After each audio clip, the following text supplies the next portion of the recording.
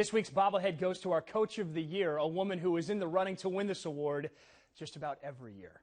Duncanville head coach Cathy Morgan is no stranger to winning titles. Actually, she's no stranger to winning in general.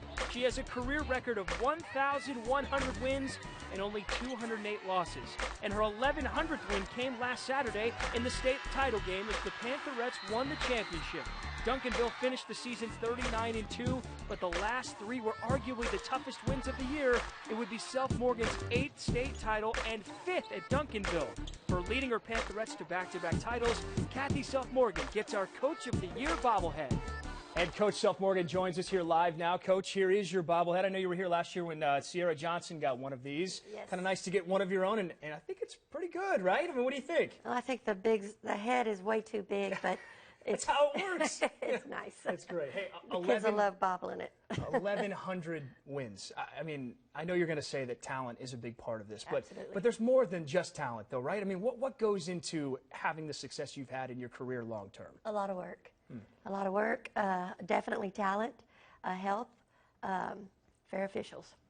Fair officials are a big part of it too, right? Yes. And sometimes that's debatable from week to week. I know, but still, you've had so much success in this state championship this year. The 10th for Duncanville, I know. What was special about this group? What will you remember back to this 2016 and 2017 season?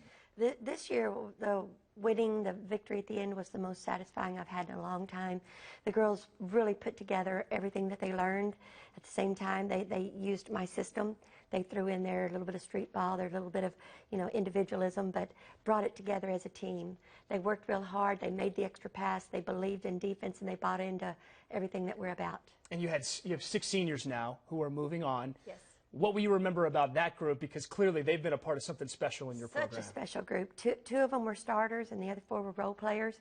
And goodness, those role players came in and did the grunt work. They were the glue. They took the charges. They got the loose balls. They made the extra pass. They're just a special group, and I'm going to miss the heck out of them. Now, you have a lot of talent coming back next year, including Zay Green, MVP as a junior this year. What goes into the mentality now in the offseason? Because people are going to be talking about a three-peat. You know that going into next season. Oh, I mean, they were talking about it that night. Yeah. And I was like, please, let's just savor this win. But, right. Yeah, we'll start. We've got spring break this week, and we'll start next Monday, week after, getting after it and getting our offseason rolling. How hard is that to convince your players to not just focus on what they did the year before? Because that can be tough when you win year in and year out. I think people take that for granted. No, it's an expectation. And the girls learn it in 7th grade, 8th grade, that it's expected that year's over. We put away everything. We take down all the signs. We put away everything and medals and signs, and then we just come back and get after it and work hard for the next year. It's a great way to build a program, and one of the reasons that Cathy Morgan, our MVP bobblehead Coach of the Year. Congratulations. Thank you very much. Thank you for being with me here in the studio.